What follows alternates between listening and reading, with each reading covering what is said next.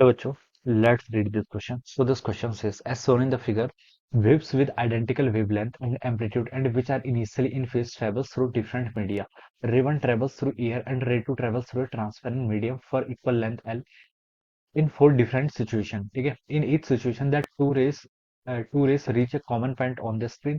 The number of wavelength in L is N2 for ray 2 and N1 for ray 1. Okay?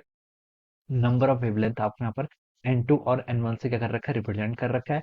कितने length में, L length के ऊपर। ठीक है, देखिए वेवलेंथ भी क्या होती है, वेवलेंथ भी आपकी बेसिकली वेवलेंथ भी क्या होती है, आपकी लेंथ ही होती है। ठीक है, in the following table value of N1 and N2 are given for the fourth situation.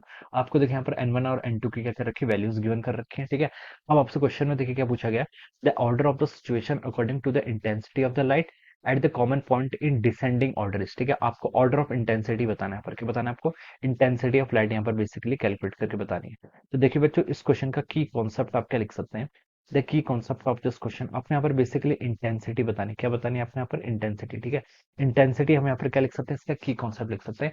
या फिर देखिए हम क्या लिख सकते हैं यहाँ पर, ज्योमेट्रिकल और ऑप्टिकल लेंथ। देखिए रे वन तो देखिए आपकी क्या कर रही है, आपकी एयर में ट्रेवल कर रही है। ठीक है, किस में ट्रेवल कर रही है, आपकी एयर में। ठीक है, और रे टू देखिए किसी एक रिफ्रैक्टिव इंडेक्स वाले मीडियम से क्या कर रही है, आपकी पास कर रही है, किसी ट्रांसपेरेंट मीडियम से क्या कर रही है, पास कर रही है। ठीक है, और दोनों ही देखिए इक्वल डिस्टेंस, हम देखिए इस एल डिस्टेंस के एल डिस्टेंस में यहाँ पर लिखा है ना कि बोथ रेस, ठीक है, goes through the for equal length L. ठीक है, in four different situation, situations different है। ठीक है, तो अब हमें देखिए यहाँ पर इंटेंसिटी बताना है। ठीक है, तो देखिए बच्चों, इंटेंसिटी को हम कैसे डिफाइन करते हैं, इंटेंसिटी देखिए आपको दो वेव्स के बीच का अगर हमें यहाँ पर कंपेयर करना है, तो देखिए हम लिख सकते हैं जो इंटेंसिटी होती है, इंटेंसिटी का फॉर्मूला होता है आपका आई नॉट कॉस स्क्वायर, कितना होता है आपका, डेल्टा फाइव बाई टू। ठीक है, this is the formula for the intensity. किसका फॉर्मूला होता है आपका, इंटेंसिटी का फॉर्मूला होता है। ठीक है, डेल्टा फाइव क्या है, delta five is the phase difference, क्या होता है आपका, फेज डिफरेंस होता है। तो यहाँ से हम इंटेंसिटी फाइंड आउट करेंगे।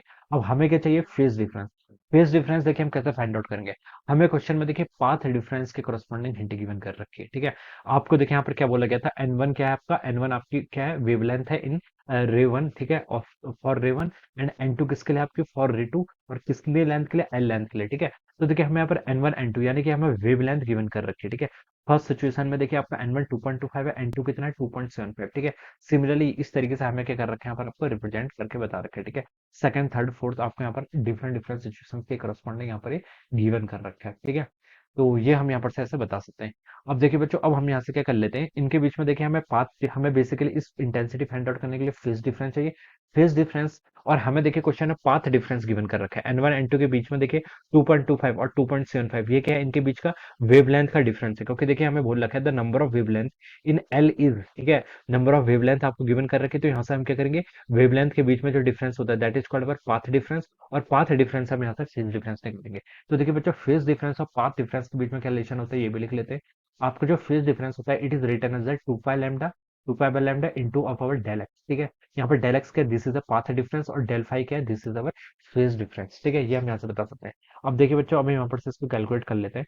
अब देखिए पहली सिचुएशन में अगर हम देखें, देखिए इन सिचुएशन वन, ठीक है, यहाँ पर देखिए एन वन 2.25 है और एन टू कितना गिवन कर रखा है आपको, 2.75 के इक्वल। ऑलराइट, तो यहाँ से देखिए हम क्या बता सकते हैं, फर्स्ट फर्स्ट के लिए देखिए हम क्या लिख सकते हैं, फर्स्ट सिचुएशन के लिए देखिए एन टू आपका 2.75 है, एन वन कितना आपका 2.25, तो इनके बीच में डिफरेंस देखिए कितना है आपका, 2.75 माइनस 2.25 करेंगे तो आपका 0.5 आएगा। 0.5 को हम देखिए क्या लिख सकते हैं आपका, यहाँ से हम देख सकते हैं जो आपका फर्स्ट सिचुएशन है, ठीक है, इसमें जो आपका पाथ डिफरेंस है ये आपका लेमडा बाई टू के इक्वल है। कितना देर का आपको 0.5, या फिर हम उसको लेमडा बाई टू लिख सकते हैं। ठीक है, सेकंड सिचुएशन में देखिए 2.80 माइनस 1.80 करेंगे तो कितना आएगा, 1 के इक्वल आएगा। तो हम सिंपली क्या लिख सकते हैं, पाथ डिफरेंस सेकंड सिचुएशन में आपका लेमडा के इक्वल है। थर्ड सिचुएशन में देखिए बच्चों हम क्या लिख सकते हैं, 3.25 माइनस थ्री, कितना माइनस करेंगे तो पाथ डिफरेंस कितना आएगा, 0.25 आएगा, जिसको हम क्या लिख सकते हैं, आपका लेमडा बाई फोर लिख सकते हैं। ठीक है, और यहाँ पर से हम डेल्टा एक्स फोर, ये कितना लिख सकते हैं, 4 माइनस 3.25, यानी कि आपका 0.75 क्या आ रहा है, 0.75 को क्या लिखते हैं, 3/4 लिखते हैं, तो ये कितना हो जाएगा आपका 3 लैम्डा बाई 4। ठीक है, तो ये आपका क्या आ गया, this is our path difference, ये आपने पाथ डिफरेंस कैलकुलेट कर लिया। अब यहाँ से देखिए फेज डिफरेंस पे लिख लीजिए, डेल्टा फाइव वन देखिए कितना होगा, 2 पाई बाई लैम्डा इंटू यहाँ पर डेल्टा एक्स की जगह लैम्डा बाई टू पुट कर देंगे तो इसके करस्पॉन्डिंग आपका पाई हो जाएगा। ठीक है, सीधे से भी हम बता सकते हैं। ठीक है, लैम्डा लैम्डा अगर हम पुट कर दे तो कितना आएगा आपका, 2 पाई हो जाएगा। ठीक है, और यहाँ से आपका पाई, ये आपका पाई थ्री कितना हो जाएगा, देखिए लैम्डा बाई फोर पुट करेंगे तो आपका पाई बाई टू पे चला जाएगा।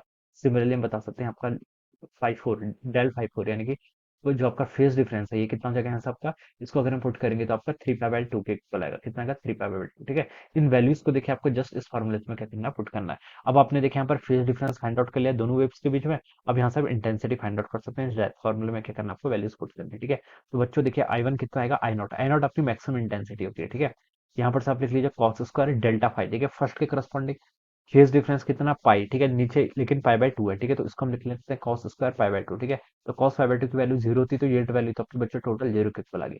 I2 बच्चों कितना हो जाएगा यहाँ से, I0 कॉस स्क्वायर। ठीक है, डेल्टा फाई यहाँ से देखिए 2 पाई है, 2 पाई बाई पाई बाई 2 करेंगे तो आपका पाई कॉस स्क्वायर पाई के इक्वल हो जाएगा। ठीक है, कॉस पाई की वैल्यू कितनी होती है, -1 कॉस स्क्वायर पाई 1 हो जाएगा।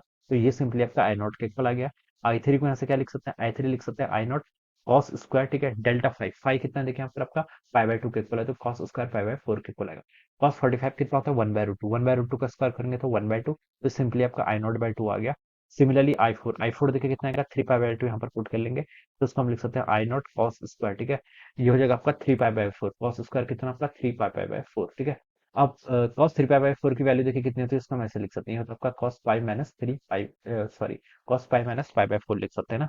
तो ये आपका कितना हो जाएगा, cos pi minus pi by 4 के इक्वल हो जाएगा। ठीक है, ये वैल्यू हम इसको यहाँ से लिख सकते हैं। और cos 180 माइनस थीटा कितना होता है आपका, माइनस कॉस पाई बाई 4 के इक्वल होता है। ठीक है, ये वैल्यू आप यहाँ पर ऐसे लिख सकते हैं। अब देखिए यहाँ से हम क्या करेंगे, माइनस तो आपका कैंसिल हो जाएगा क्योंकि स्क्वायर वाले टर्म में था, और cos 45 कितना होता है आपका 1/√2, तो इसकी वैल्यू भी कितनी हो जाएगी यहाँ से, I0/2 के इक्वल हो जाएगी। ठीक है, तो ये आपकी क्या आ गई यहाँ पर से, इंटेंसिटीज आ गई। एक क्वेश्चन बोल रखा है order of the situation according to the intensity in the descending order. सबसे ज्यादा देखिए किसके करस्पॉन्डिंग आ रहे हैं, I0 इंटेंसिटी है, I2 के करस्पॉन्डिंग। तो I2 तो यहाँ पर क्या हो जाएगा आपका, सबसे मैक्सिमम हो जाएगा। ठीक है, उसके बाद देखिए I0 के बाद आपका कितना है आपका, I0/2 और I0/2, या I3 और I4 दोनों की आ रही है, तो ये क्या होगा, स्मॉलर रहेगा किसका, आपका I3 और I4 तो देखिए इक्वल है। और सबसे लीस्ट किसके करस्पॉन्डिंग है, I1 जो कि आपका 0 के इक्वल है। ठीक है, तो ये आपका ऑर्डर आ जाएगा। तो बच्चों उसको मैच करेंगे तो ये किससे मैच कर रहा है, ऑप्शन 4 से मैच कर रहा है। So we can say that option 4 will be the right answer of this question. ठीक है, so this is how we will solve this problem. All right, so I hope you all understood this concept. All the best and thank you so much.